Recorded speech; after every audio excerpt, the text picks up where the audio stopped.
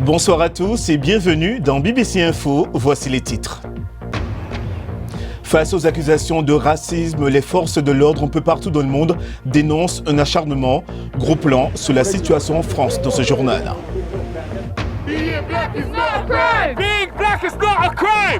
Des dizaines de milliers de personnes manifestent depuis la mort de George Floyd. Nous verrons si ces rassemblements pourraient accélérer la propagation du coronavirus.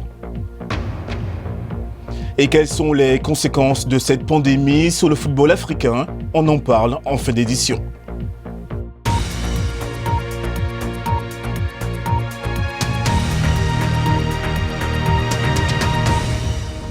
Trois semaines après la mort de George Floyd, l'institution policière est sur le banc des accusés. Aux États-Unis, au Royaume-Uni ou encore en France, de nombreuses voix s'élèvent pour que la police soit réformée. Pourtant, des décisions majeures ont déjà été prises. Exemple avec New York qui a voté pour abroger la loi sur le secret de la discipline policière. Los Angeles, de son côté, ne poursuivra pas les manifestants qui avaient été arrêtés par la police. Le chef de la police de Portland, dans l'Oregon, a démissionné en faveur d'un Afro-Américain. Et la France a décidé de remplacer la méthode de la prise par le cou, dite de l'étranglement par des tasers. Une décision qui ne plaît pas aux policiers, à la veille d'un appel à manifester dans tout le pays contre le racisme et les violences policières.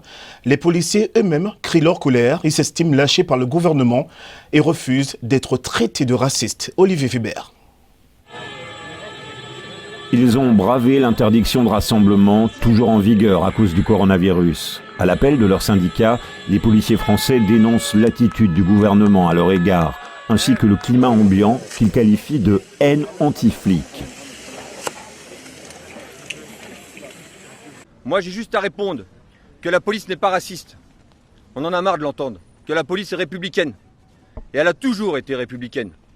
Que la police fait son travail.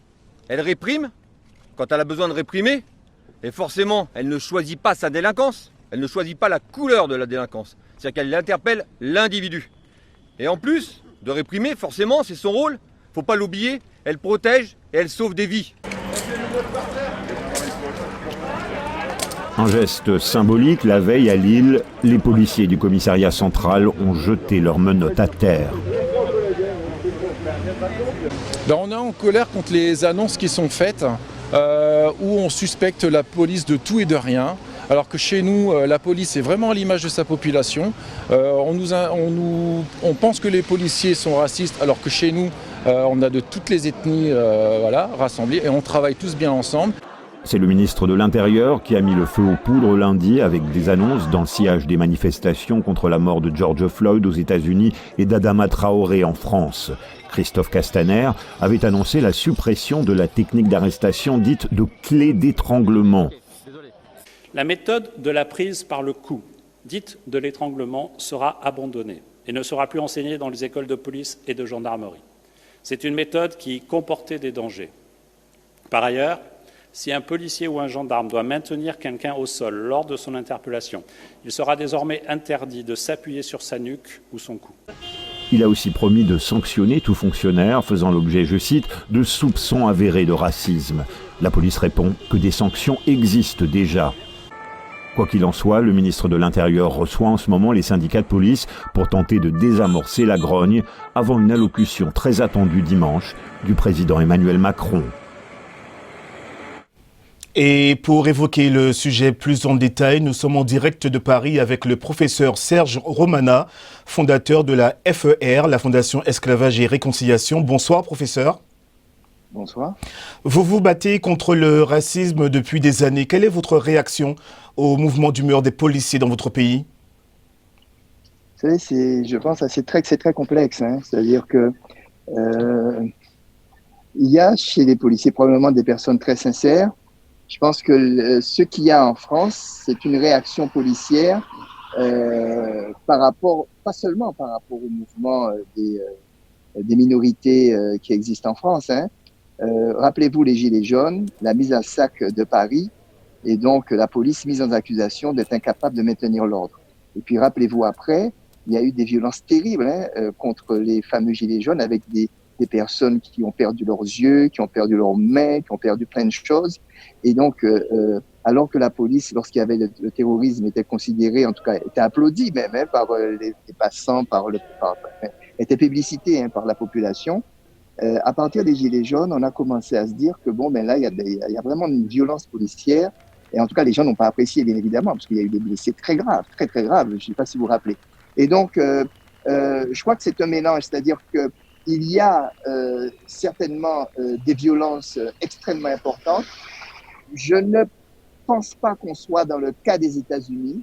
Il y a probablement des racistes dans la police, comme il en existe dans toutes les professions. Je ne pense pas qu'il existe une institution, en tout cas que ce soit institutionnel. Je ne le pense pas, très Alors, sincèrement. Monsieur Romana, vous ne pensez pas, est-ce que vous aussi, vous demandez la fin des brutalités contre les minorités de la part de la police en France? Mais je pense que je demande la fin des brutalités contre tout le monde. Aussi bien contre les minorités que contre les gilets jaunes, c'était pareil, vous savez. Donc moi, je suis contre ça. Des morts, on en a trouvé chez Adama Traoré, on en a trouvé aussi chez un Chinois qui s'appelait, je ne me rappelle plus comment son nom, contre les Maghrébins. Bref, il y a un vrai problème lors des interpellations. Quelqu'un peut être interpellé parce que, bon, il y a quelque chose, mais c'est pas pour ça qu'il doit mourir. Toute mort, c'est pas acceptable. Et donc, il faut absolument investiguer tout ça. Et il est normal que le ministre de la police, en fait, le ministre de l'Intérieur, puisse poser la question. En ce sens, c'est très intéressant. C'est-à-dire que nous vivons une période qui est très intéressante. Merci. Puisque vous voyez Merci Serge Romana. Malheureusement, on n'a plus beaucoup de temps. Merci pour votre disponibilité. Je vous le disais en titre, ces derniers jours, des dizaines de milliers de personnes ont défilé un peu partout dans le monde contre le racisme et la violence policière. Mais attention, cette mobilisation pourrait relancer la pandémie. Alors, que faire? Manifester en ligne? Réponse dans ce sujet de Claire Onemenzi.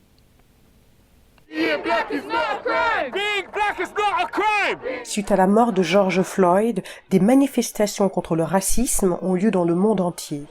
Alors que de nombreuses personnes ont essayé de respecter les distances sociales, lors de grandes manifestations, cela est quasiment impossible.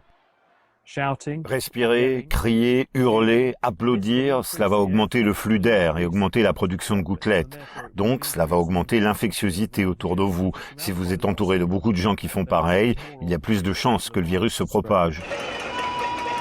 Le confinement a forcé les manifestants à trouver des moyens plus créatifs pour faire valoir leur point de vue. En mars dernier, les Brésiliens ont manifesté sur leur balcon en tapant sur des casseroles pour montrer leur mécontentement face à la façon dont le président Bolsonaro a géré la pandémie. Et les Israéliens se sont joints à une manifestation virtuelle contre le Premier ministre Benjamin Netanyahou. Plus d'un demi-million de personnes y ont assisté. Est-il donc nécessaire d'être dans la rue pour protester efficacement? Il s'agit d'une manifestation antiraciste en ligne où des politiciens et des activistes s'expriment. Des gens du monde entier peuvent y participer. Je souffre d'asthme, un asthme assez grave. J'ai donc été enfermé pendant tout ce temps. Je ne peux pas sortir et protester physiquement, alors que puis-je faire? La chose la plus importante que nous puissions faire est d'apprendre et d'éduquer les autres autour de nous. Mais les manifestations en ligne peuvent-elles avoir le même impact? Pendant le confinement, les mouvements Extinction Rebellion et Black Lives Matter sont toujours descendus dans les rues, ce qui crée des perturbations, mais offre aussi une plus grande visibilité. Au bout du compte, ce qui est sur nos téléphones et sur nos écrans n'est pas réel. Pour créer un véritable changement, nous devons aller dehors et parler aux gens et crier. Le gouvernement dit que vous ne devriez pas sortir pour manifester et que le manifestant pourrait contribuer à la propagation du Covid. Qu'en pensez-vous? Le racisme tue autant que le coronavirus. Le fait que je sois ici en pleine pandémie, que je risque ma santé, montre que ce que le gouvernement fait n'est pas suffisant. Sinon, pourquoi devrais-je faire cela? Je devrais rester chez moi, me protéger, mais je ressens le besoin de me battre pour mes droits. À bien des égards, la pandémie a donné aux gens encore plus de raisons de manifester. Mais que ce soit en ligne ou dans la rue, les gens ont dû s'adapter pour que leur voix puisse encore être entendue. Le point à présent sur la situation au Burundi. La Cour constitutionnelle s'est prononcée. Le président élu Évariste Ndayishimiye devra prêter serment le plus rapidement possible. Son investiture était prévue au mois d'août. Il n'y aura donc pas de président intérimaire. Voilà la toute dernière information que nous avons sur le Burundi. Après la disparition soudaine du chef de l'État, Pierre Nkurunziza, décédé lundi officiellement d'une crise cardiaque. Et puis toujours dans la politique africaine, Pascal Affi-N'Guessan annonce sa candidature à la présidentielle ivoirienne.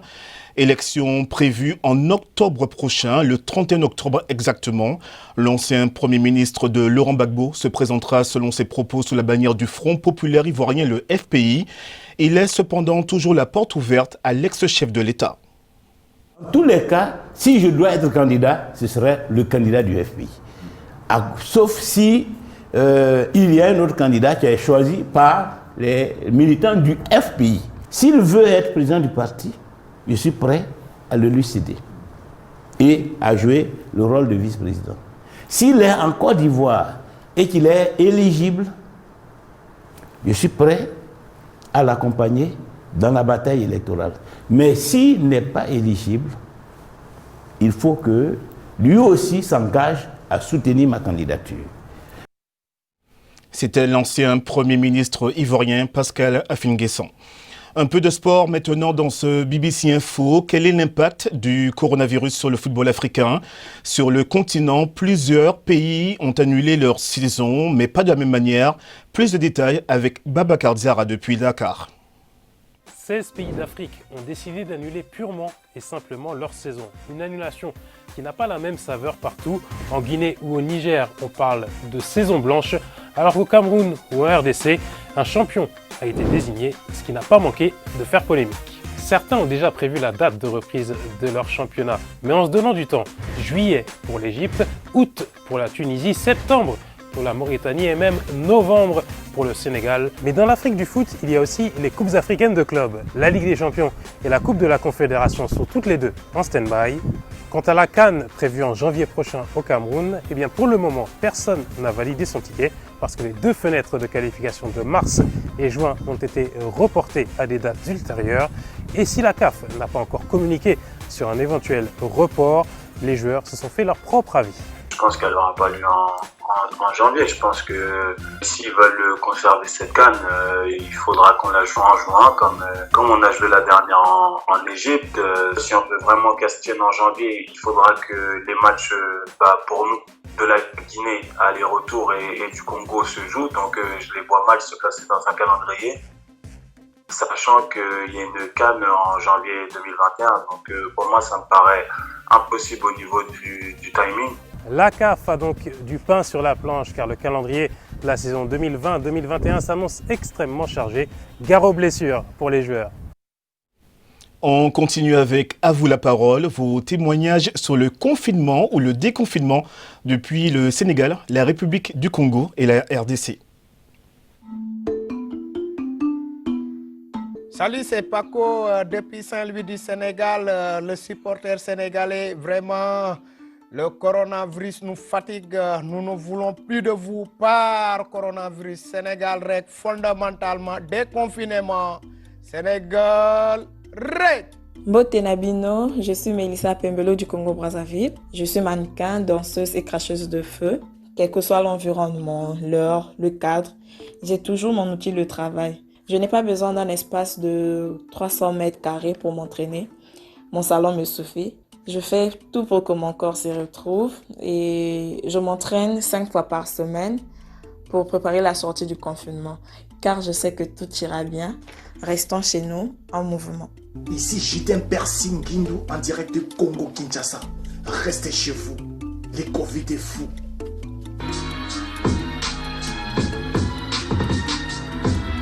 Stay, stay, stay, stay home. Stay, stay, stay, stay home. Et c'est la fin de ce journal. Merci de votre fidélité au nom de toute l'équipe, notamment à ceux qui nous ont suivis en RDC sur Aga TV. Excellente soirée à tous et bon week-end. Au revoir.